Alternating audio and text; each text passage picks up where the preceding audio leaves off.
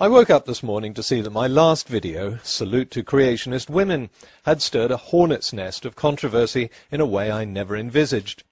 I did, of course, expect comments like this, which is why I was at pains to point out that I was not attacking women, just redressing the balance a bit, because so far nearly every Golden Crocoduck nominee has been a man.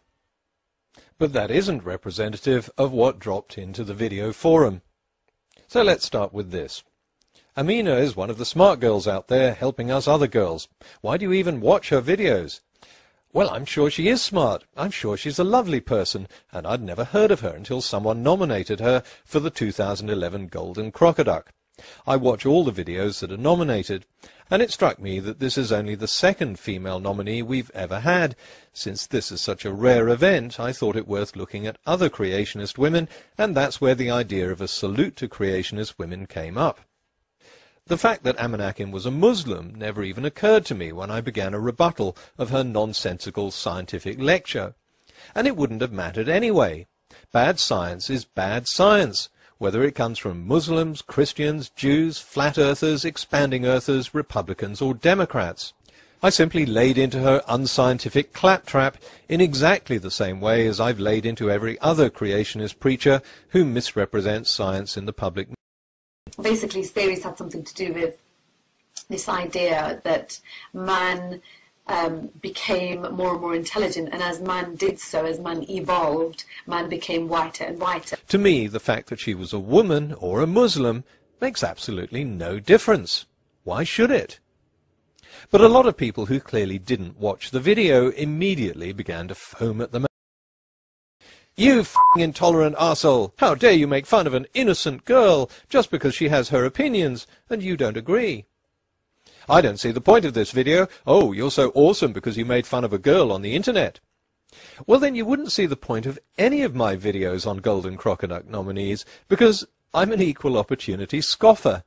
For the last 5 years I've been making fun of creationist men. Grady, you're obviously able to look at the pictures from these scientific papers, but for some reason you can't read the captions. The problem the evolutionists have, though, folks, if we extrapolate backwards just to 20,000 years ago. How long? 20,000 years ago. 20 million? Not 20 million. 20 billion? Not 20 billion. 20,000 years ago, the heat produced by the magnetic field would have liquefied the Earth. Get the fuck out of here. That's just 20,000 years ago. And 1 million years ago, folks, get this, the magnetic field would have been so strong, it would have vaporized our planet. Vaporize the planet? Now, I had to think long and hard about this, because even for a creationist theory, this is nuts. So you think by now that Andy would get it? Nah. Where did chemicals come from? Where did the planets come from? How did the chemicals make all the planets? Well, Andy, if you can't be bothered to listen to the answer Aaron Ra gave you, then do what I suggest all clueless creationists do and check out the library room at your local primary school. I want to be kind to Kirk Cameron rather than suggest that half his brain must have been sucked out in a freak vacuuming accident. Occasion, I should find new life inside. You may smile at this.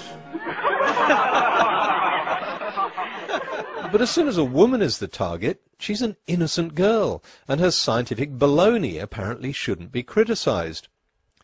I don't hold back because of someone's gender or religion, and I don't see why she's any more innocent than Ken Ham, Peanut Butter Man, or Crocoduck Boy, who, like Amanakin, choose to preach science on the internet.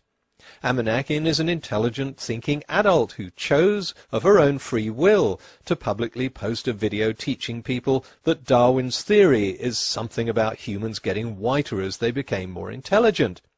If another YouTuber like Nephilim Free had said the same thing, I would have torn into him in equal measure, and I'm sure I wouldn't have received a lot of messages about how he's just an innocent boy. And it's not Amanakin's opinions I disagree with. She's welcome to her opinions. I'm rebutting her claims about scientific facts. For example, that chemical reactions happen by chance. And I hope I showed very clearly that they don't. That's the whole point of doing these videos. It's just plain wrong saying abusive and hurtful things about one's religion.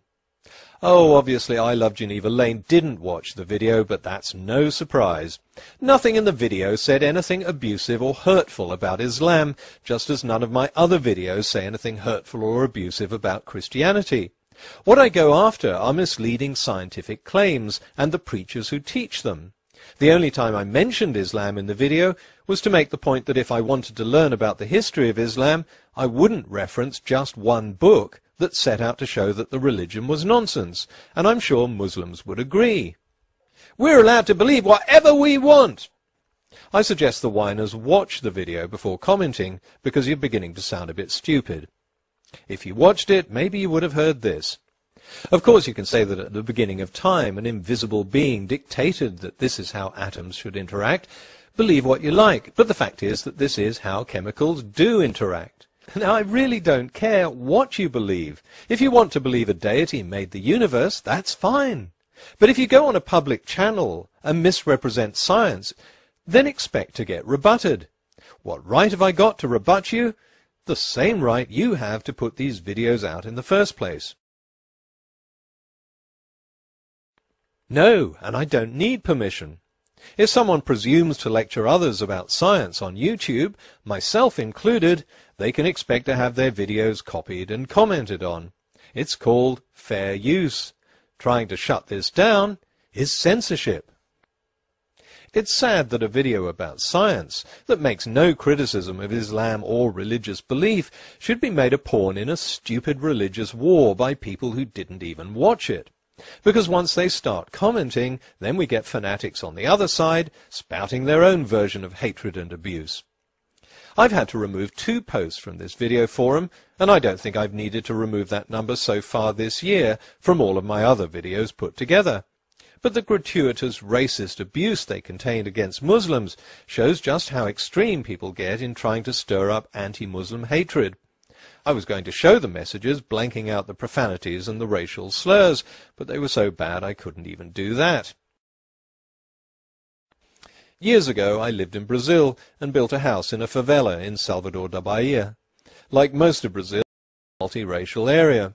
If one of my neighbours had to describe what someone looked like, they might say he was tall, fat or ugly, but they'd also describe his skin colour in some detail.